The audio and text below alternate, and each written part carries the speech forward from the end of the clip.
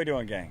What you have, buddy? Very pleased. I'm sure this is a common theme amongst coaches. Very pleased after a first day of practice because you can tell the eagerness of your guys, how much they're happy to be here, how much they've worked in the off season, and it's always fun to be back out there with them.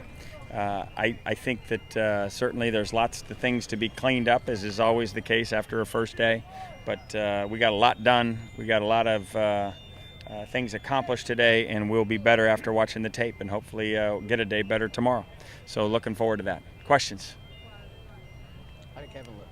I thought Kevin looked pretty sharp. Missed a couple, unforced errors is what we're going to call them, where balls that he shouldn't have missed. He wasn't as crisp, but that's going to be probably the case as he gets his sea legs back under him in team drills. He spent a whole summer. He spent a whole summer of working out and getting his legs ready, but it hasn't been in context. So this will be good for him, and that's why we have bombarded him with some reps today. He was without the brace. Is that going to be commonplace? You know what? I want him to be comfortable. I want him to feel confident. I want him to go out there and be the best he can be. And if he feels like that's the way to do it, I'm fine with that. Coach, you made a lot of coaching changes this year on offense and on defense. How is that going to impact the team this season? Well, hopefully positively. You never make changes if you don't think it's for the betterment of your team and for your program. And, as I've said this many times, we had, some really good coaches last year and some good guys, and it was very difficult to say goodbye to them. But I think that sometimes you got to shake up the chemistry to get the best end result. And that's what I did. I tried to take a good long time to figure out who were the right people to fit that particular chemistry that I was looking for, and I think we've done that. So time will tell. How does it feel to be reunited with Mike Johnson? It's fun to be back with Mike. I've been an admirer of his for a long time. While coaching at Washington, he was at Oregon State before leaving for the NFL. Tried to hire him there. We knew each other a long time ago, but and then worked together in Baltimore. And so we have a good relationship, and I think we trust one another, and I think we both want the same thing. So I'm looking forward to that. You mentioned Kevin's. What did you think of Richard's? I thought Richard did some good things. There's some forced balls that we've got to work through, and we're going to get to the bottom of that. It would have been easier had we been able to have a long off season, and talk, but they don't let you coach during the summer. So those meetings have to take place now, and we're going to have to catch people up as to what we're expecting on each and every read that's in our offense. Did you see some of the stuff that had previously been in that other 20% you talked about? Well, he's not a finished product. If that's what you're asking, he's got some work to do, as do all of us, and that's what practice and meetings are for. This is now we get unlimited time, and we're going to take advantage of it.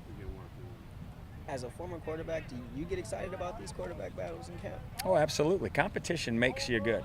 Had I not had Steve Bono looming, I may not have worked as hard as I did, and it's just part of the deal. And to beat somebody out takes a lot of mental focus and a lot of stuff. Now, it's different than beating somebody out. You got to play the golf course, right? You're playing the defense, and you can't worry about what the other guy does. But the idea that he's working hard to beat you out and you're working hard to beat him out gets the best out of everybody.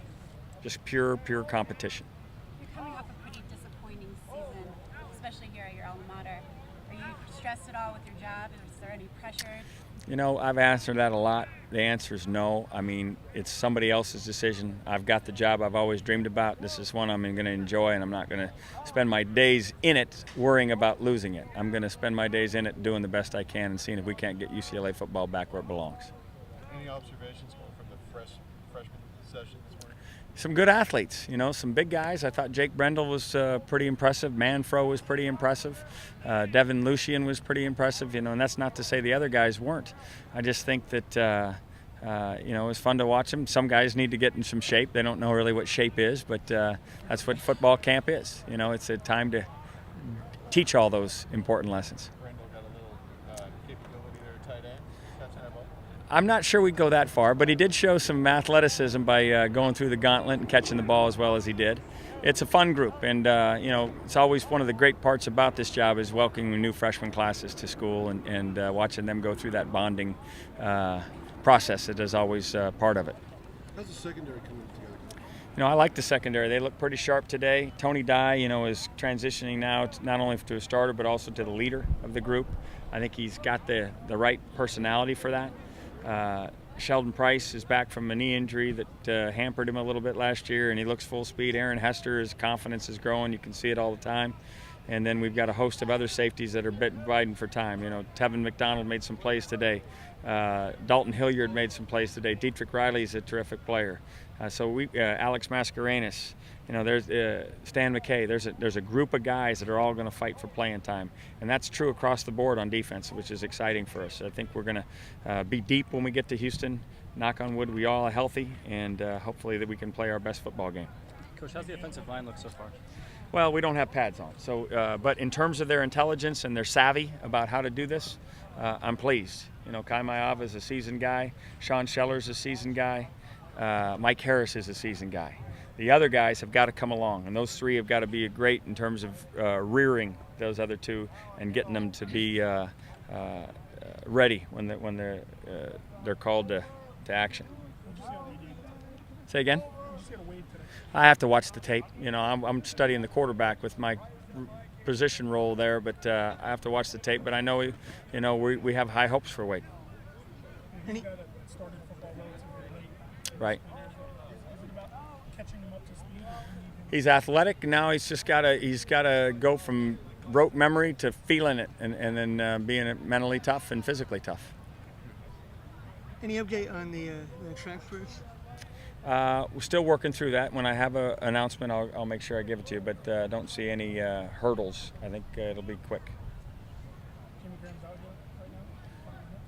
I'm not going to comment on any of the guys until we get it all said and done, but we feel like we're close. What's the overall mindset going into the season in terms of excitement, or, worries, anything like that? Oh, we're like everybody. We're excited as we can be. You spend a year getting ready for this time of year, and so to have this opportunity to be back together and to be looking forward to it with all the optimism that exists in camp, it's fun to be a part of it.